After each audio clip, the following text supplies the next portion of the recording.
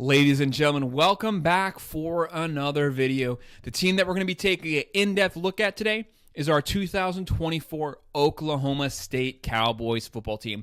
We are going to completely preview this team, break down their entire roster, what pieces they have coming back for the 2024 season, what pieces they lost from last year's squad, but we're also going to look over their entire 2024 football schedule. We're going to work our way game by game, see which games we think they're going to win, lose, and try to see if we can predict the outcome for their final record for the regular season. They have a lot of build-up. You have Gordon back. You have a new revamped Big 12. Oklahoma State, they're at the top. They can compete to win that Big 12 championship and make it to the playoffs. We're down to our final off-season week here. College football is just about to kick off. We're thankful that it's back.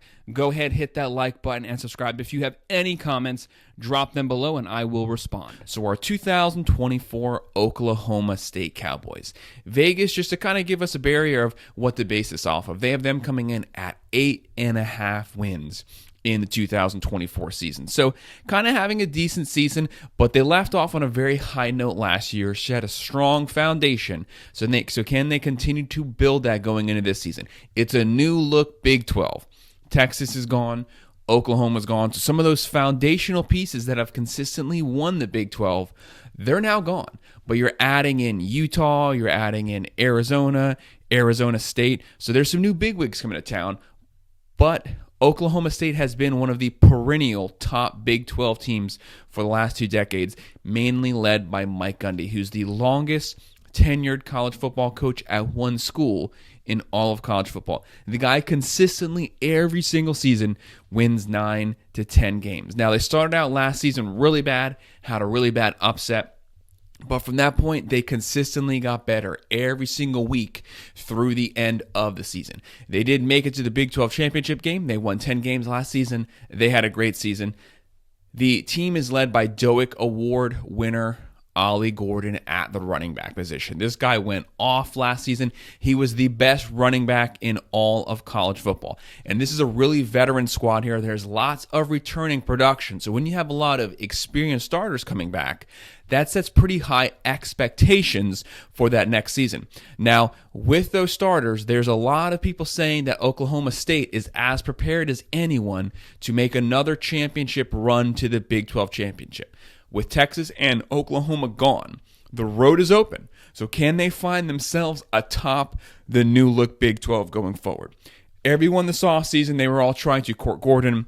They were trying to get Gordon to transfer to their team. He spurned them all. He stayed loyal to Oklahoma State, stayed at Oklahoma State. Because he's there, possibly if you put this team on his back, you might even have playoff aspirations. 12 teams get in. Whoever wins your conference, you automatically get to bye. Perhaps that's going to be Oklahoma State this year. The biggest issue from last year's squad, in my personal eyes, was the quarterback, Alan Bowman. The guy's been in college for like 18 seasons.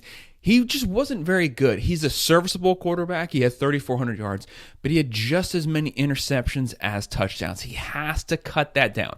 He can be a difference maker if they have a gunslinger at the quarterback position with Gordon at the running back position. Bowman did step up in the bowl game, though, had a very strong performance, so perhaps that's going to set up for a really good run this year. Oklahoma State, they do have a top 10 offensive line, mainly due to the amount of experience they have coming back on the line. That's going to help Bowman, and that's really going to help Gordon.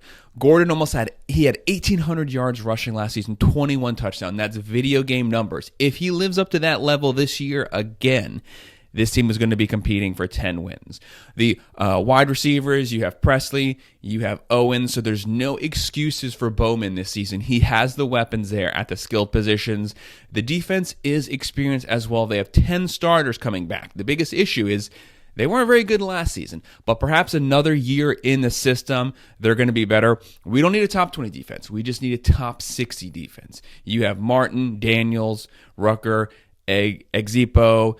You have a lot of guys on the defense who have a lot of snaps in this system.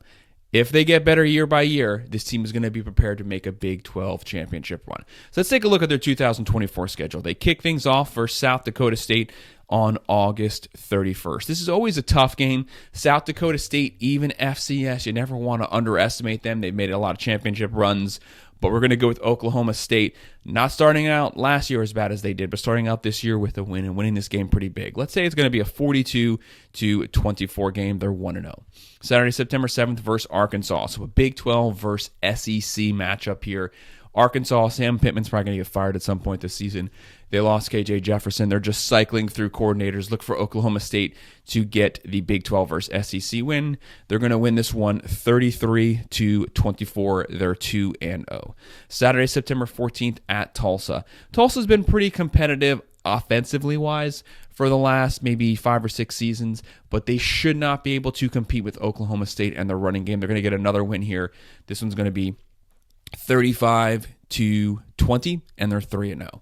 Then Saturday, September 21st, the new guy to the Big 12 versus Utah. The Utes, Kyle Whittingham, the second most tenured head coach in all of college football. Just like Mike Gundy, this team kind of mirrors Oklahoma State. They take 3 stars and they develop them immensely and put a great product on the field. This is going to be a top 15 team. They're going to have a top 20 defense. Cam Rising is back at the quarterback position. Some people are picking them to win the Big 12. It's usually split between them or Oklahoma State or Kansas State. I'm going to go with Oklahoma State losing this one just due to Utah's line here. If they won it, I would not be surprised, but I'm going with Utah winning the first matchup versus Oklahoma State. Let's put this one at a 28-24. They're 3-1. Then after that, Saturday, September 28th at Kansas State. They're coming off of a physical game versus Utah. They're kind of beat up. They're kind of banged up. Kansas State is also a physical team. They run the ball. They have Avery Johnson at quarterback, who's filling in for Howard now. They have a extremely well-coached team. They are probably going to win double-digit games this season. A very talented team. I have them losing this one at Kansas State. Kind of reeling coming off of the Utah game. Do not panic, though. Do not panic at all. Mike Gundy will get everything right. But I have them losing this one. Let's say 30-27. They're 3-2. And Saturday, October 5th at West Virginia. This is actually a tough game. So Neil Brown's squad last season, I think they won 8 or 9 games. They came out of nowhere. Some people had him getting fired, but he completely developed that team. That team played really well. They have a lot of those starters coming back this season. This is the 8 or 9 win West Virginia team again, and they can run the ball. Oklahoma State could get caught in a 3-game slide here, but I have Mike Gundy getting the ship right. They're going to win this one in a close one. 28-27. They're 4-2. This Saturday, October 19th at BYU. BYU is always a tough place to play due to the elevation. Sometimes they have a pretty good squad, but Oklahoma State, they're starting to get things back on track, just like last season where they always finish with a strong second half. They're going to run through BYU. Let's put it at 44-28, and they're 5-2.